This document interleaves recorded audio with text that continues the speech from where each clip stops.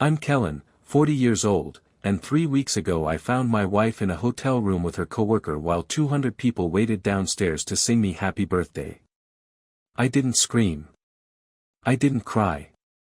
I just stood in the doorway holding a slice of cake I'd carried up for her, and I watched the last 8 years of my life quietly turn into a lie.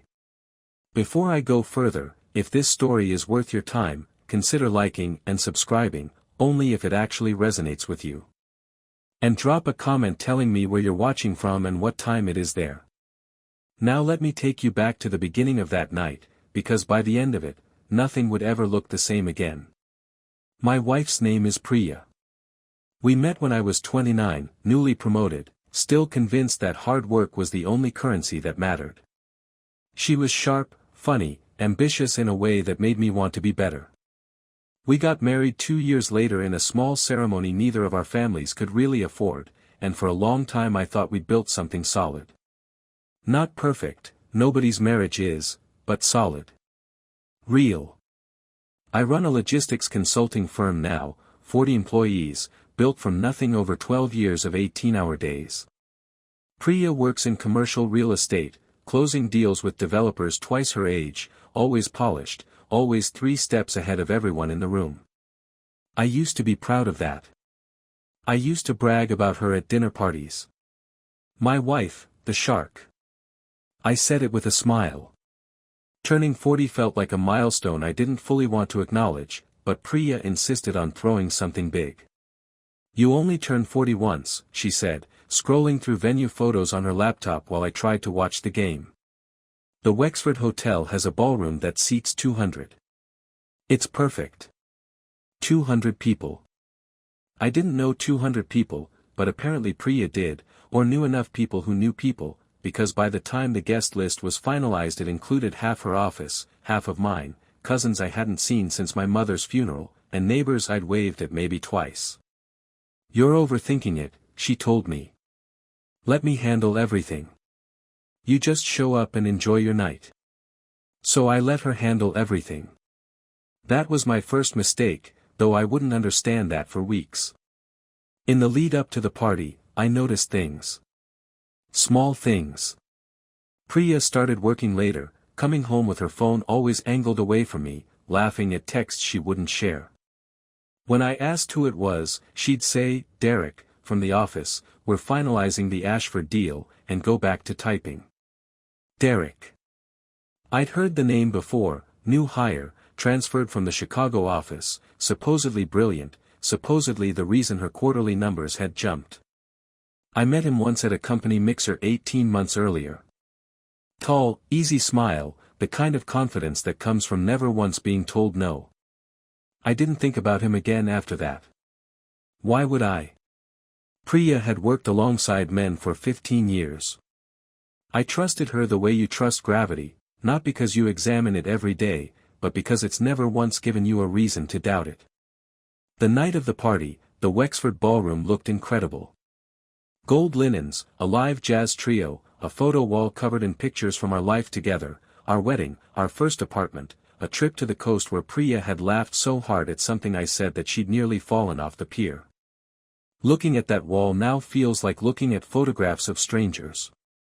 Priya was radiant that night, moving through the crowd in a deep green dress, touching people's arms, laughing at the right moments, playing hostess like she'd been born for it.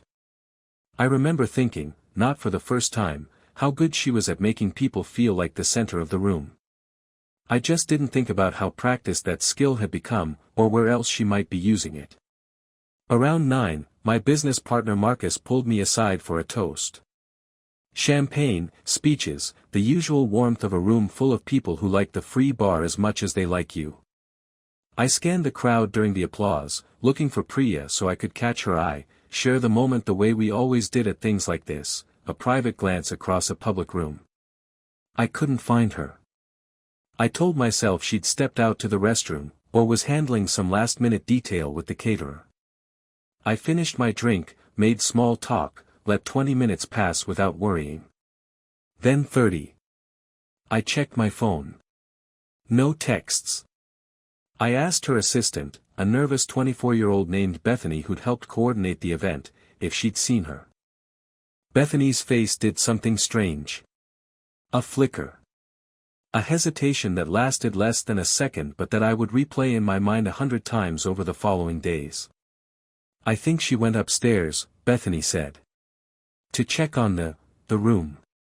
For the cake. What room? The suite. Where the cake's being kept cold.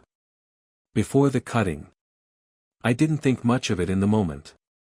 I grabbed a slice from the dessert table, someone had already cut into the display cake for photos, and decided I'd bring it up to her myself, make a little moment of it, just the two of us for 30 seconds in the middle of 200 guests. I remember feeling almost sentimental climbing those stairs. 40 years old, married to a woman I still, in that instant, believed I knew completely.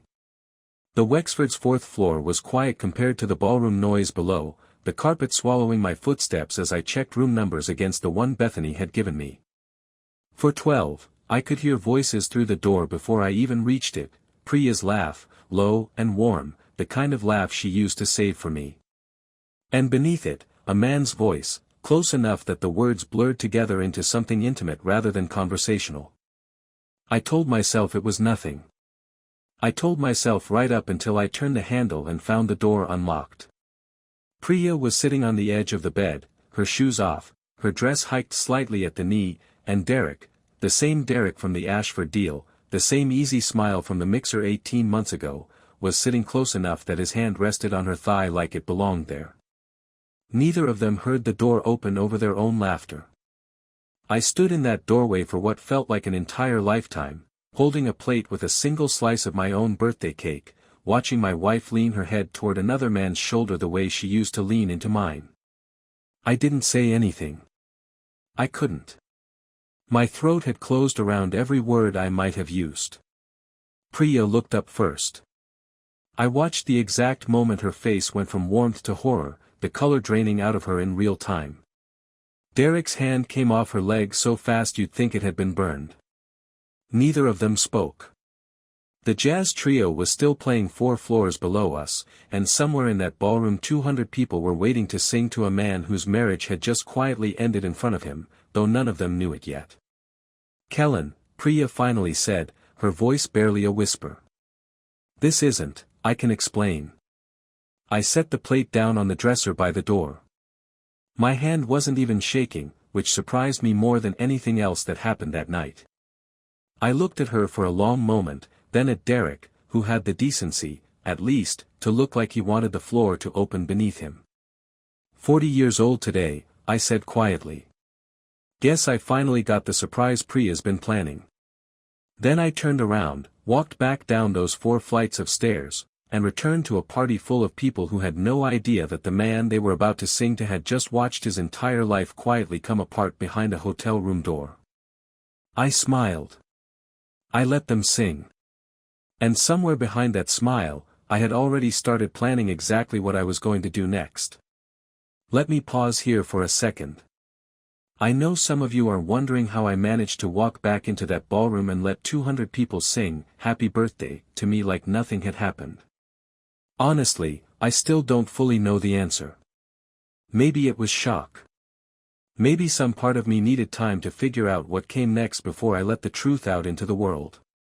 Either way, if you've ever had to smile through the worst moment of your life while everyone around you had no idea, drop a comment below. I want to hear how you got through it. Now, back to that night. I don't remember blowing out the candles.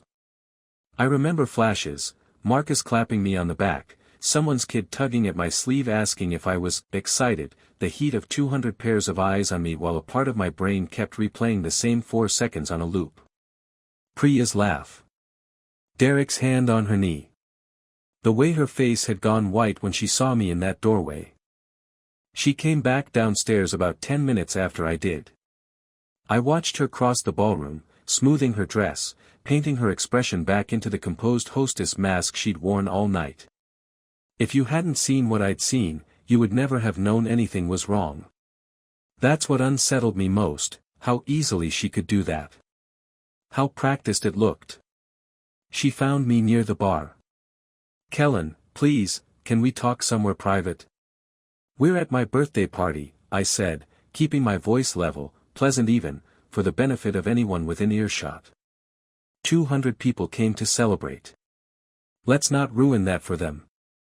Her eyes searched mine, looking for an opening, some flicker of the man who'd forgive her by morning if she just found the right words. I didn't give her one. I turned and rejoined a conversation with my cousin about his kid's soccer season, and I stayed in that ballroom for 2 more hours, laughing at jokes I don't remember, thanking people for gifts I didn't look at, functioning like a machine that had been told exactly which buttons to press. Priya didn't approach me again that night. She drifted at the edges of the room, and every time I glanced over, she was watching me the way you watch a bomb you're not sure has already gone off. We drove home in silence. Not the comfortable kind we'd shared for 8 years, the kind that presses on your chest like a physical weight. She tried twice to speak. Both times I said, "Not now," and she went quiet again, staring out the window at the streetlights sliding past. When we got inside, she finally broke. "Kellan, please, just let me explain. It's not what you..." "Don't," I said. "Don't finish that sentence." I watched it with my own eyes, Priya. "There's nothing to explain." She sat down heavily on the couch, tears already streaming, the same tears I'd seen 100 times before over far smaller things, a bad day at work, an argument with her sister, the stress of planning this exact party. I used to be the person who crossed the room to comfort her when she cried. That night, I stood by the door with my coat still on and felt nothing but a strange, cold clarity. "How long?" I asked. She didn't answer right away, which was answer enough. "How long, Priya?" "4 months," she whispered. "Maybe 5. It didn't mean, it wasn't supposed to become anything. It just happened. 4 months. Not a single lapse in judgment at a work event, not one drunken mistake she could frame as an aberration. 4 months of late nights, of phones angled away from me, of Derek, from the Ashford deal. 4 months of watching me trust her completely while she was building an entire second life around me. I didn't yell. I didn't throw anything. I went upstairs, got a pillow and blanket from the closet, and slept in the guest room for the first time in our marriage. I lay there staring at the ceiling until the sun came up, and somewhere around 4 a.m., the shock started to burn away and something else took its place.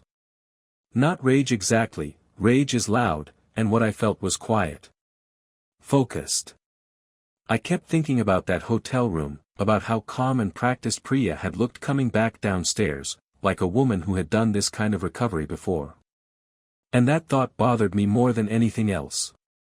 If she could recover that fast, that smoothly, this wasn't her first slip. This was a system. I didn't confront her again the next morning.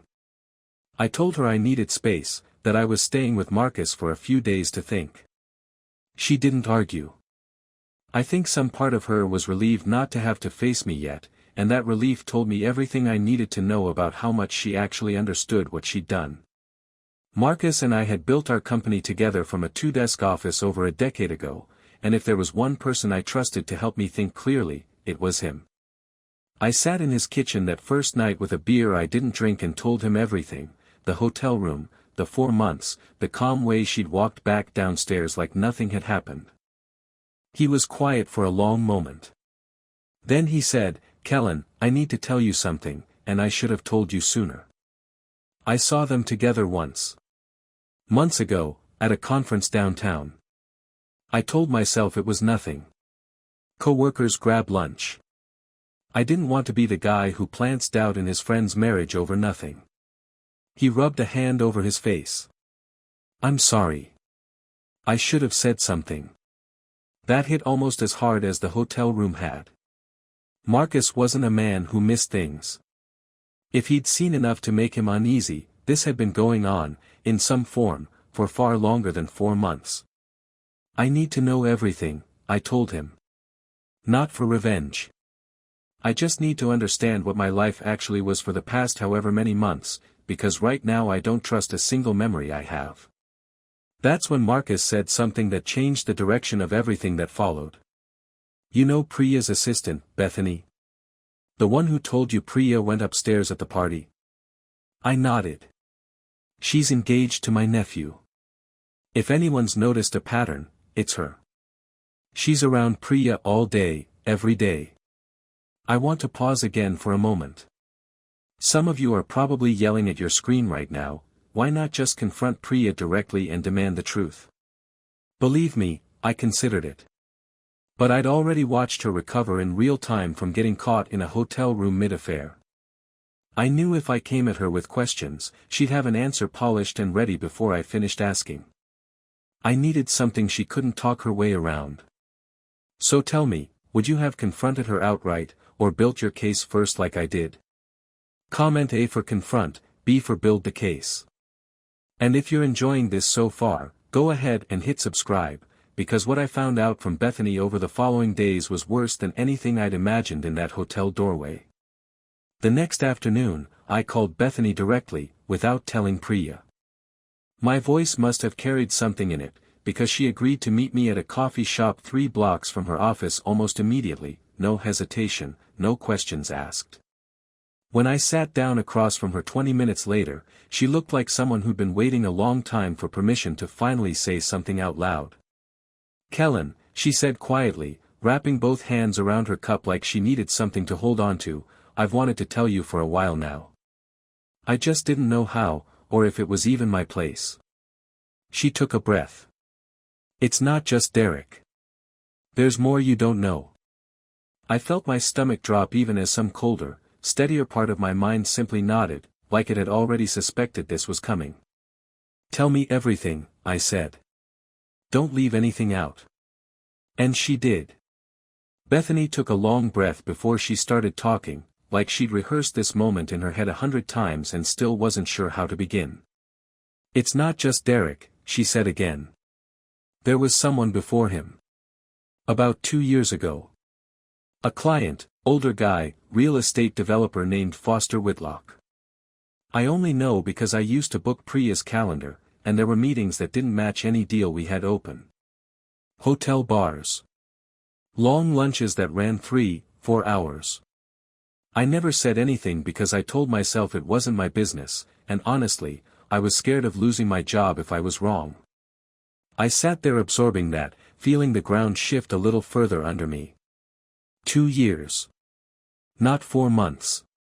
2 years, at least 2 men that Bethany knew of, and God knew how many I still didn't.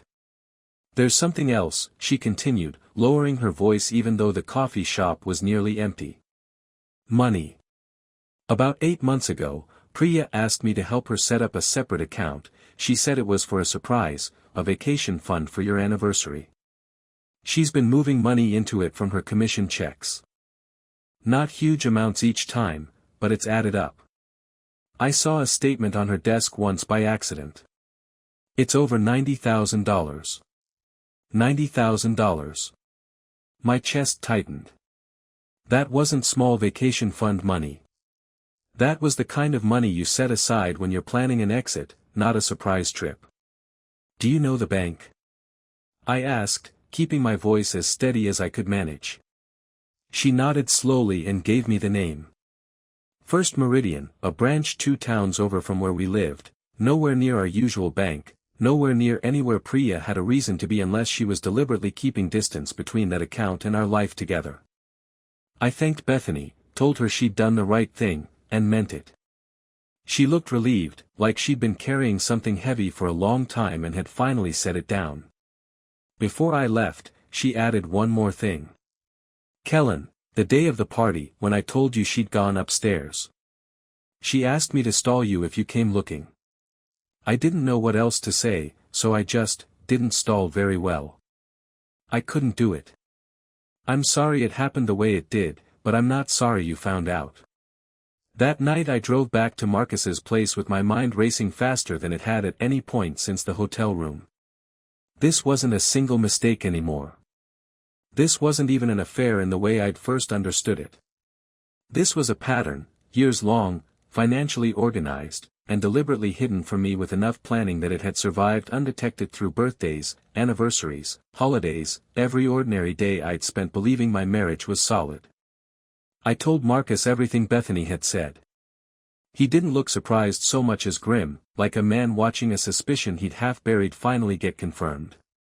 You need more than what Bethany can tell you, he said. You need documentation. Bank records, dates, something that can't be argued away. I know a guy, Sanjay Osei, does forensic accounting work for some of our vendor contracts. If there's a paper trail, he'll find it faster and cleaner than either of us could. I called Sanjay the next morning.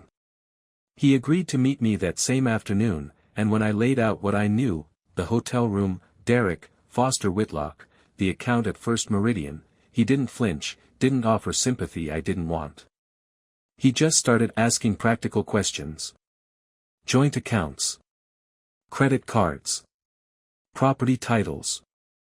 The kind of unglamorous groundwork that would end up mattering more than anything I felt in the moment.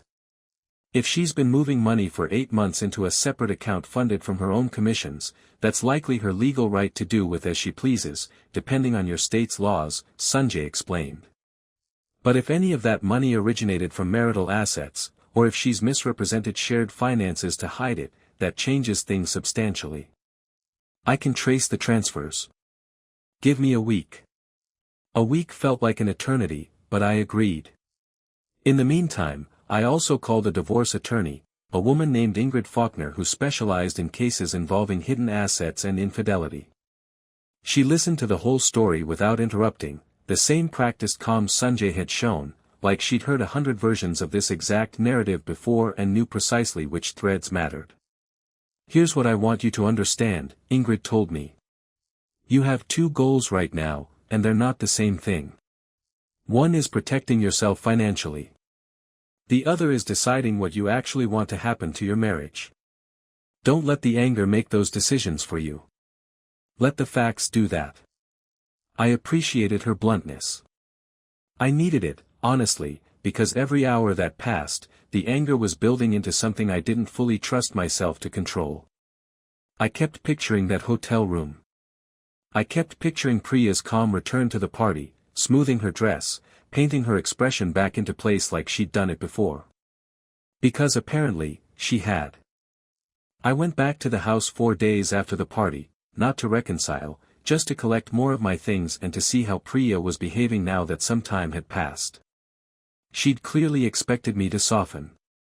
The house was spotless, candles lit, a dinner I hadn't asked for waiting on the table. I've been thinking, she said carefully, watching my face for any sign of an opening. Maybe we could try counseling. I know I hurt you, Kellan, but 8 years, that has to count for something. Please, just give me a chance to fix this. I studied her for a long moment. 8 years. She kept saying it like it was some kind of talisman that could undo what I now knew. Tell me about Foster Whitlock, I said. The color drained from her face exactly the way it had in that hotel doorway. She hadn't expected me to have that name. Who told you that? Does it matter? Was it true? Her silence answered for her, same as it had with Derek.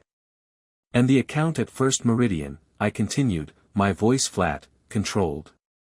$92,000, last I checked. Was that for a surprise anniversary trip too? She sat down slowly, like her legs had given out beneath her. How do you? I know a lot more than you think, I said. And I'm not here to fight about it tonight. I just needed to see your face when I said those names out loud. Now I know everything I needed to know. I turned to leave, and she grabbed my arm, panic breaking through the composure she'd worn so carefully at the party. Kellan, please, we can work through this. People make mistakes. I love you. Derek was a mistake, Foster was years ago, it meant nothing, please. You don't get to call 2 years and $90,000 a mistake, I said, pulling my arm free, not roughly, just final. A mistake is something you do once and regret immediately. This was a life you built next to the one you built with me.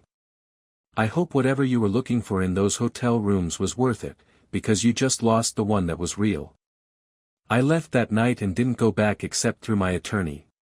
Over the following week, Sanjay's investigation confirmed what Bethany had told me and then some, transfers dating back nearly 3 years, not 8 months, some of it clearly tied to commission bonuses that should have gone toward our shared mortgage payoff, money quietly rerouted while I'd spent that same period congratulating her on her incredible year at work. Ingrid built the case methodically. No dramatics, no scenes, just documentation stacking higher every day, bank statements, hotel receipts Sanjay traced through a corporate card Priya had used carelessly more than once, a pattern going back further than either Derek or Foster Whitlock, further than I think even Bethany fully knew. I want to pause here, because I know a lot of you are waiting for the confrontation, the moment everything finally comes out in the open, in front of the people who mattered. It's coming. But I needed you to understand first just how deep this went, because when I finally sat Priya down across from Ingrid's conference table 2 weeks later, I wasn't the same man who'd stood frozen in that hotel doorway holding a slice of birthday cake.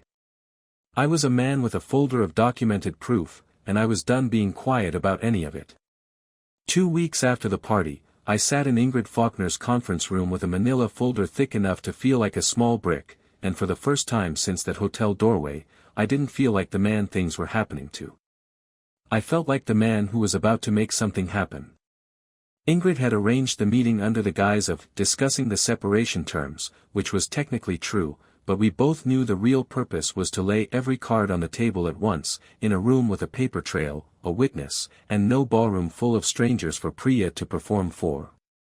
She arrived exactly on time, dressed like she was walking into a client pitch rather than the unraveling of her marriage, sharp blazer, hair pulled back, the same composed mask she'd painted on so quickly the night of my birthday. She sat across from us, glanced at the folder in front of me, and I watched her throat move as she swallowed. "I assume we're past pretending this is amicable," she said, trying for lightness that didn't land. "We're past a lot of things," I said. Ingrid slid a copy of the documents across the table. Priya's hands were steady as she opened it, but her eyes weren't. I watched her scan the first page, a spreadsheet of transfers to the First Meridian account, dated back 3 years, not 8 months. "This isn't accurate," she said quickly. "Some of this is." "Sanjay Osei is a licensed forensic accountant," Ingrid said evenly. "Every figure on that page is sourced directly from bank records, which we obtained through appropriate discovery channels. If you'd like to dispute any specific transaction, I'm happy to walk through the documentation with you line by line." Priya's jaw tightened. She turned the page, and I watched her face change again as she reached the section with hotel receipts, dates, locations, a corporate card statement that lined up almost perfectly with the long lunches Bethany had once been too afraid to question out loud. "You had her spying on me," Priya said, looking up at me for the first time since sitting down. "She didn't spy," I said.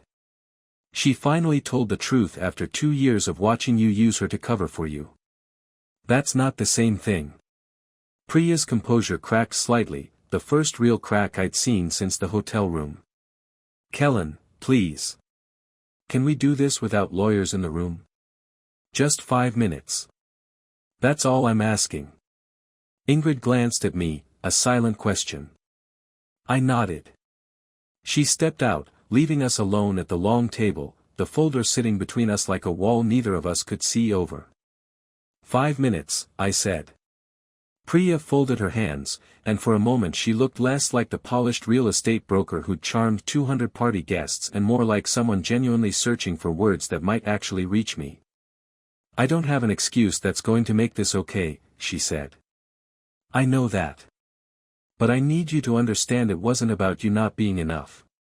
It was about me, about needing to feel like I was still someone outside of being your wife, outside of the house, the routine. Derek made me feel like I mattered in a way that had nothing to do with any of that." "You could have talked to me," I said. 8 years, Priya. If you were unhappy, if you felt invisible, there were 1,000 conversations we could have had before you decided the answer was hotel rooms and a secret bank account. "I know," she said, and for the first time her voice actually broke. "I know that now. I told myself so many times I was going to stop, that it didn't mean anything, that it wasn't really taking anything away from us. But it was. I see that now.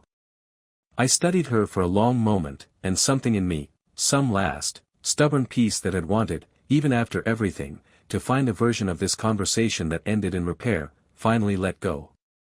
Foster Whitlock wasn't a mistake either, was he? I said. It wasn't really a question. She looked down at the table. No. How many others, Priya? I don't need names. I just need a number, because I think I deserve at least that much honesty before we finish this. She was quiet for a long moment. 3, she finally said. Over the years. I'm not proud of any of it. 3.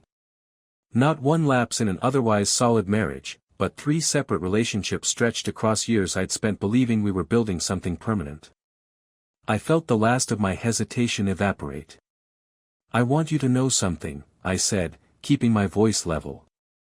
I'm not doing this to punish you, even though I understand if it feels that way. I'm doing it because I finally understand that the marriage I thought I had didn't actually exist for most of the time I thought it did. I can't grieve something that was never real in the way I believed it was. I can only grieve the version of you I thought I married, and that grief doesn't require you to still be in my life.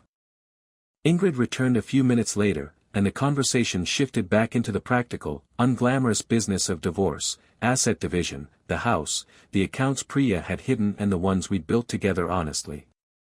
Because of the documentation Sanjay had compiled, and because several of the transfers were traceable to marital funds Priya had quietly diverted, Ingrid was able to secure terms that accounted for that imbalance. Priya didn't fight it much. I think, by that point, some part of her understood that fighting would only mean dragging the full extent of it into a courtroom, and she'd rather it stay contained to conference rooms and quiet settlements. The divorce was finalized a little over 4 months later.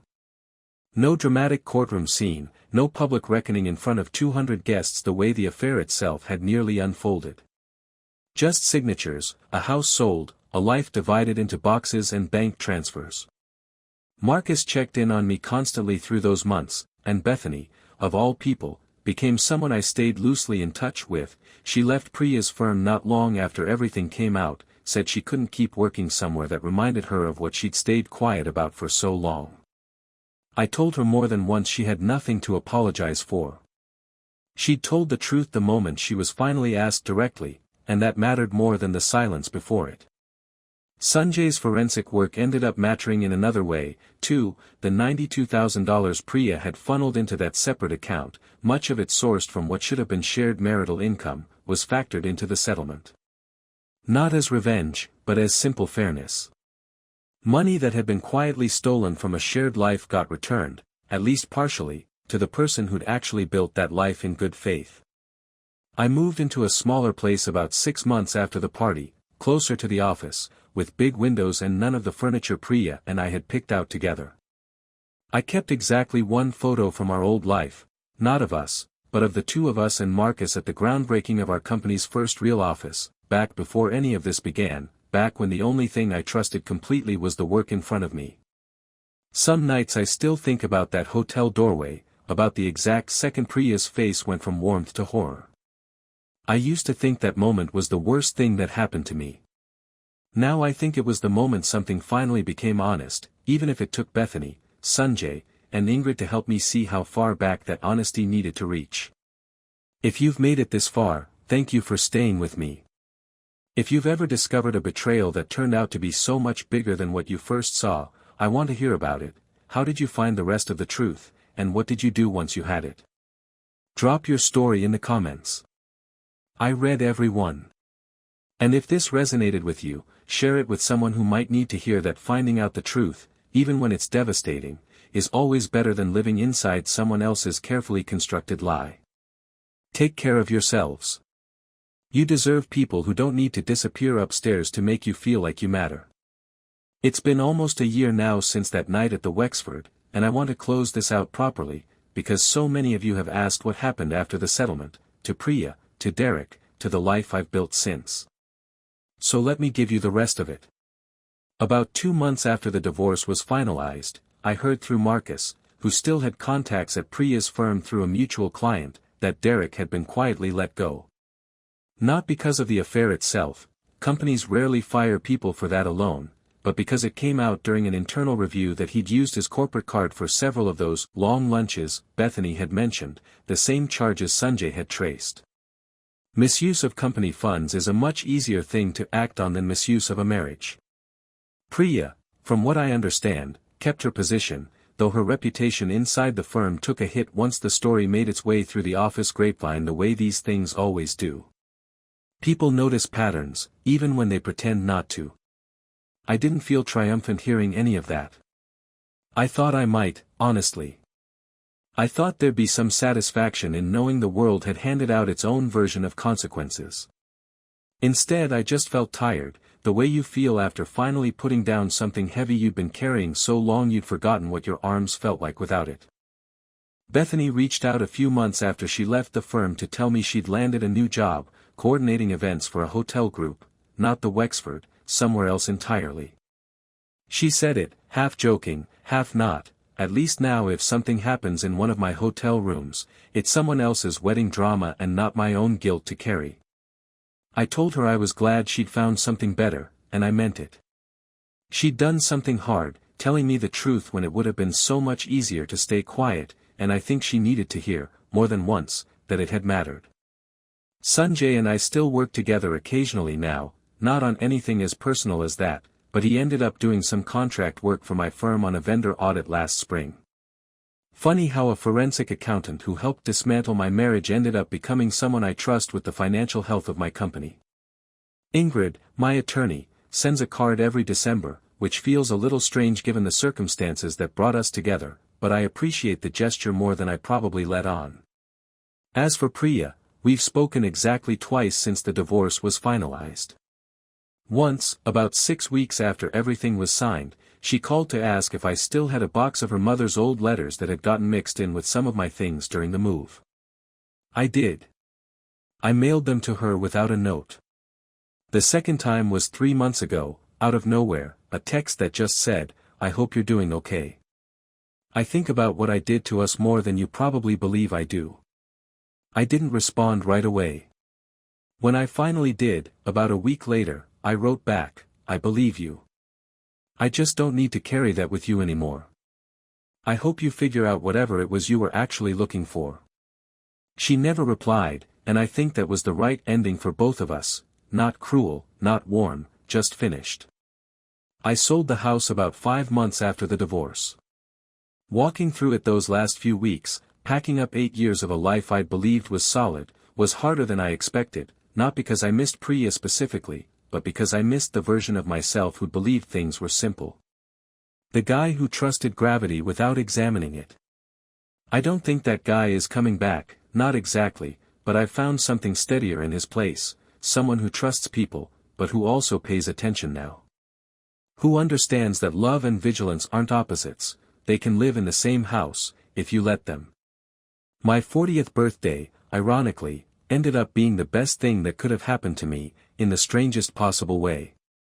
Not because of what happened in that hotel room, I wouldn't wish that discovery on anyone, but because of what it forced into the light. I spent years building a company from 2 desks into 40 employees because I understood that avoiding hard problems only makes them bigger. I just hadn't applied that same instinct to my marriage. I'd let myself believe that not asking questions was the same thing as trust. It isn't. Real trust can survive questions. What Priya and I had apparently couldn't. This past spring, I started seeing someone, a woman named Odalise who runs a nonprofit 2 blocks from my office. We met at a mutual friend's fundraiser, and the first thing I noticed about her wasn't her laugh or her smile, though both are considerable. It was that she asked me a direct question about my divorce within the first 20 minutes of meeting me, not out of nosiness, but because she said she'd rather know early whether someone was still carrying around wreckage they hadn't dealt with. I told her the whole story, or most of it, right there over cheap wine in plastic cups. She listened without flinching, and at the end she just said, "That sounds like it cost you a lot to walk away from, and also like walking away was exactly right." Nobody had put it that simply before. We've been together 7 months now. It's slow, deliberate, nothing like the whirlwind Priya and I had at 29. I think that's exactly what I need. Here's what I've come to understand, looking back on all of it. Priya wasn't a monster. I don't think people usually are, even when they do monstrous things to the people who trust them most. I think she was someone who mistook attention for value, who needed to keep proving to herself that she was desirable, interesting, chosen, needs that had nothing to do with me and everything to do with something unresolved in her that started long before we ever met. That doesn't excuse what she did. It just means I've stopped needing to understand her as evil in order to understand why it happened.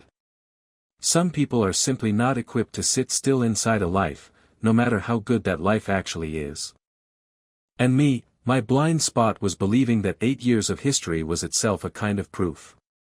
That if something had lasted that long, it must be real, must be safe, must not require the kind of scrutiny you'd apply to something new. I've learned that's backwards. The longer something matters to you, the more it deserves your attention, not less. If you're listening to this and you've ever caught someone in a lie that turned out to be so much bigger than what you first saw, I want you to know something: the moment you found out wasn't the tragedy. The tragedy was everything that came before it, the years you spent trusting something that wasn't what it appeared to be. Finding out, as brutal as it is actually the beginning of getting your real life back. Thank you for staying with me through all 5 parts of this. It's been strange and a little cathartic, laying it all out like this. If this story meant something to you, share it with someone who might need to hear that walking away from a lie, even a beautifully decorated one, is always worth it. Take care of yourselves. And happy birthday, if it happens to be yours. I hope yours goes better than mine did. A few months after everything with Priya was finalized, something happened that I didn't expect to write about, but enough of you have asked what happened next that I think it's worth telling. Life rarely wraps up as cleanly as we want it to, and this past year taught me that better than anything else. I ran into Priya. Not by accident, not some fated collision at a coffee shop, a mutual friend's wedding, the kind of event where you check the guest list twice hoping to avoid exactly this. I almost didn't go. Odalise, who I'd started seeing by then, convinced me I shouldn't let the possibility of seeing my ex-wife dictate whether I showed up for someone who mattered to me. She was right, though I spent most of the ceremony scanning the room like I was back in that hotel doorway all over again, bracing for something I couldn't control. Priya looked different. Thinner, tired around the eyes in a way the old Priya, the one who could paint on composure in 10 seconds flat, would never have let show in public. We ended up near each other at the bar during the reception, both reaching for the same tray of drinks, and there was a moment where neither of us could pretend we hadn't seen the other. "Kellan," she said, and her voice didn't have any of the performance left in it. "Just tired." "Priya." We stood there for a second in that particular silence that only exists between two people who used to know everything about each other and now know almost nothing. She glanced past me, and I realized she was looking at Odalise, who was a few tables away, laughing at something the bride's mother had said. "She seems kind," Priya said. "She is." Priya nodded slowly, turning her glass in her hand. "I left the firm," she said, unprompted. "About 2 months ago. It wasn't really working there anymore, after everything." She paused. "I've been seeing someone. A therapist, I'm not seeing anyone romantically. I probably shouldn't be, honestly, not until I actually understand why I did what I did. I hadn't expected that. Some part of me, I think, had built her into a villain over the past year, easier that way, cleaner." Hearing her say something that sounded like real self-examination instead of the practiced deflection I remembered from that conference room caught me off guard. "I'm glad you're doing that," I said, and I meant it. Not because I wanted her back, not because there was any lingering hope in me for something we'd already correctly ended. Just because I'd spent a long time being angry at a person, and it's a strange kind of relief to see that person start actually reckoning with themselves instead of performing regret for an audience. "I know I don't get to ask this," she said, "but I hope you're happy, Kellan. Genuinely. You deserved better than what I gave you, and I think I knew that the whole time, which somehow makes it worse." "I am happy," I told her. "It took a while. But I am. That was the whole conversation.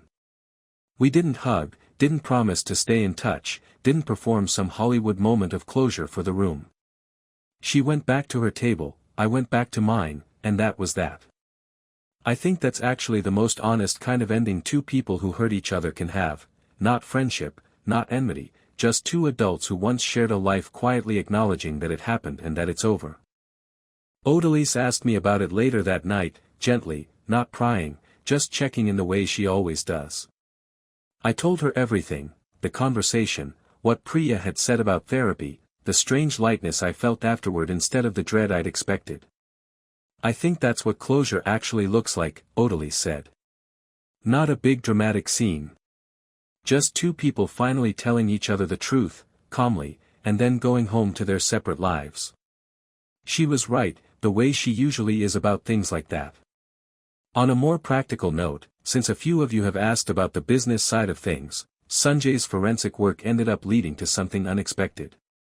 After helping untangle my finances during the divorce, he mentioned there was growing demand for the kind of financial transparency audits he'd done for me, specifically for people going through high-asset divorces who suspected hidden accounts or diverted funds. We ended up co-investing in a small firm together, mostly as a side project, something that takes a genuinely awful experience and turns it into a resource for other people walking through the same fog I was in that year. It's strange, building something useful out of the wreckage of your own worst year, but it's felt good. Purposeful, in a way I didn't expect. Marcus, predictably, still gives me a hard time about the whole thing, though always gently. 40 years old and you finally learn who your real friends are, he likes to say, usually while grilling something in his backyard, Odalise rolling her eyes at both of us.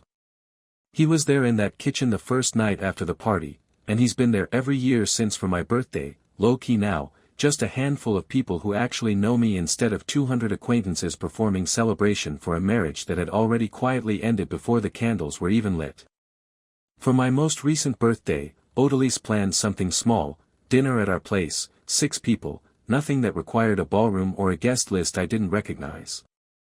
Somewhere in the middle of it, cutting into a cake that nobody had hidden behind a hotel door, I found myself thinking about how far a person can travel in a year, if they let themselves. There was a version of me standing frozen in a doorway holding a plate I never got to deliver. Now I get to eat my own cake, surrounded by people who never once needed a hotel room to prove they wanted to be near me. I don't know if I'll write another update after this one. I think this really is the end of what I set out to tell, not because everything is perfectly resolved, because it isn't, not for Priya, not fully for me either. Some things don't resolve so much as they settle, quietly, into a version of peace you can actually live inside. If you've made it through all of this, thank you, genuinely. A lot of you have shared your own stories in the comments along the way, and I've read every single one, even the ones I never replied to. If there's one thing I hope you take from all of this, it's that finding out a hard truth, no matter how much it costs you in the moment, is never actually the tragedy. The tragedy is staying inside a lie because the truth feels too expensive. It never is, not really. Not compared to what it costs you to keep pretending. Take care of yourselves. And if you're ever standing in a doorway holding something you meant to give someone who didn't deserve it, put it down, walk away, and go find the people who do.